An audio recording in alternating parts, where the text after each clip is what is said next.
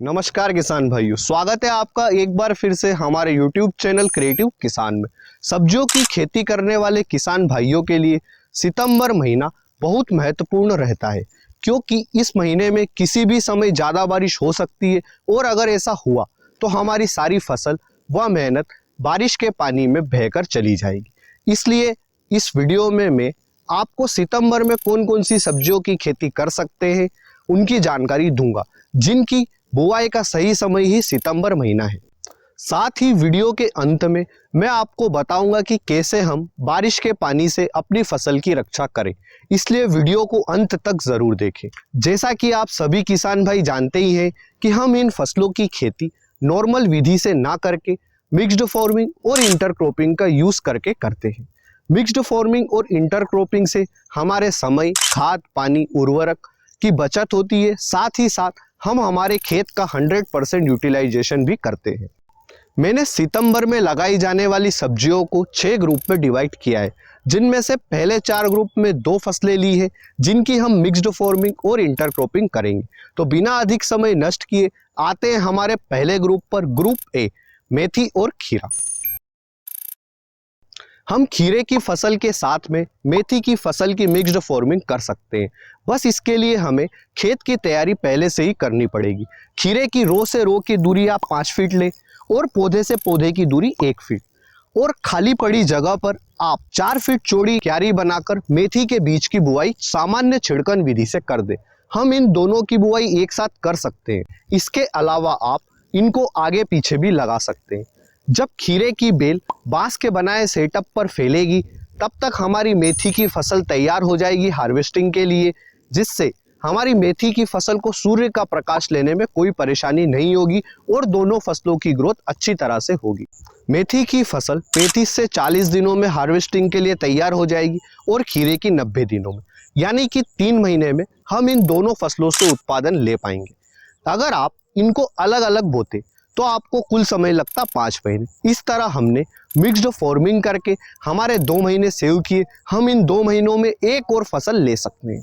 अगर बात करें खीरे के लिए बीज के चुनाव की, तो आप सेमिनस का पद्मनी ले सकते हैं, सिजेंटा का रजनी ले सकते हैं और शाइन कंपनी का F1 वंडर ले सकते हैं। ग्रुप बी, हरी प्याज और गाजर। हम इन दोनों फसलों की मिक्स्ड फार्मिंग एक साथ में कर सकते हैं। हरी प्याज की बुआई सितंबर माह में होती है और अक्टूबर में इसके भाव भी अच्छे मिलते हैं। अगर आप गाजर की मिक्स्ड फार्मिंग हरी प्याज के साथ करना चाहते हैं तो आपको हरी प्याज की बुआई बेड बनाकर करना पड़ेगी। आप बेड की निचली सतह पर गाजर के बीज की बुआई करें। बीज से बीज की दूरी 1 फीट रखें।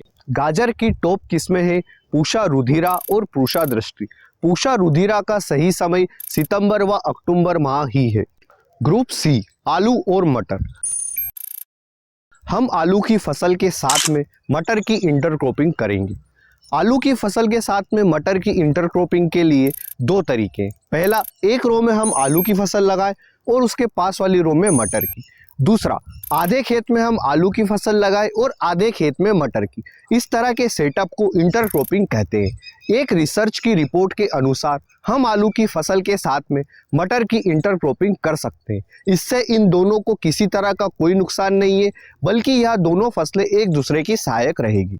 इंटरक्रॉपिंग करने का फायदा यह होगा कि इसमें हमारी रिस्क कम होगी, क्योंकि आलू का मंडी भाव कभी भी ज़्यादा या कम हो सकता है। तो अगर हमें आलू की फसल से किसी तरह का कोई नुकसान होता है तो उस नुकसान की भरपाई मटर की फसल से होगी।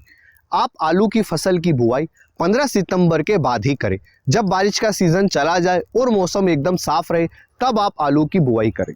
आप मटर के बीज सितंबर माह के लिए अद्वंत GS10 के ले सकते हैं। ग्रुप डी, पत्ता गोभी और चुकंदर। अगर आपकी पत्ता गोभी की नर्सरी तैयार है तो आप सितंबर में इसकी रोपाई कर सकते हैं। जैसा कि आप देख सकते हैं कि हमारी पत्ता गोभी की नर्सरी तैयार है और कुछ ही दिनों में हम इसकी खेत में ट्रांसप्लांटिंग करेंगे। आप पत्ता गोभी के साथ में चुकंदर की मिक्स्ड फार्मिंग कर सकते हैं। इसके लिए आपको पत्ता गोभी की बुआई बेड बनाकर करना पड़ेगी। बेड से बेड की दूरी 1 फीट रखें और पौधे से पौधे की दूरी 9 इंच और बेड की हाइट 14 इंच रखें। फिर बेड की निचली सतह पर आप चुकंदर के बीज लगा दें। चुकंदर के बीज से बीज की दूरी 1 फीट लें।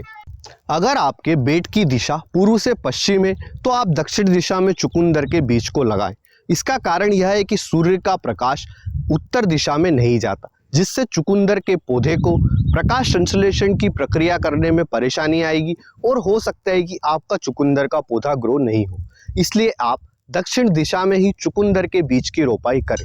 अगर आपके बेड की दिशा उत्तर से दक्षिण है तो आप दोनों तरफ चुकंदर के बीज की रोपाई कर सकते हैं। अब हम बात करते हैं कि पत्ता गोभी के लिए हम कौन से बीज का चुनाव करें। पत्ता गोभी के बीज के चुनाव के लिए आप अद्वंत गोल्डन सीड्स कीर्ति ले सकते हैं। इसके 10 ग्राम के पैकेट की कीमत 250 से 300 रुपये है। इसके अलावा आप सेमिनस का शौर्य भी लगा सकते हैं। इसके 10 ग्राम के पैकेट की कीमत 150 से 200 रुपये। आप चुकंदर के लिए महिको कंपनी के माहीलाल सेकंड बीज का चुनाव कर सकते हैं। ग्रुप ई लहसुन, आप लहसुन की बुआई सितंबर माह में कर सकते हैं। आप सितंबर के अंतिम सप्ताह में लहसुन की बुआई करें। लहसुन के लिए आप ऊटी लहसुन लें।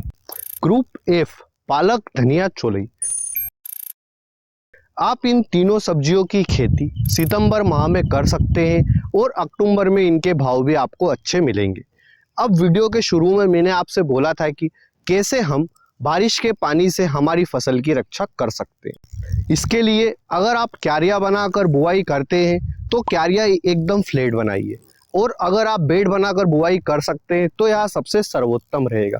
साथ ही आप अपने खेत में जल निकासी की समुचित व्यवस्था करें।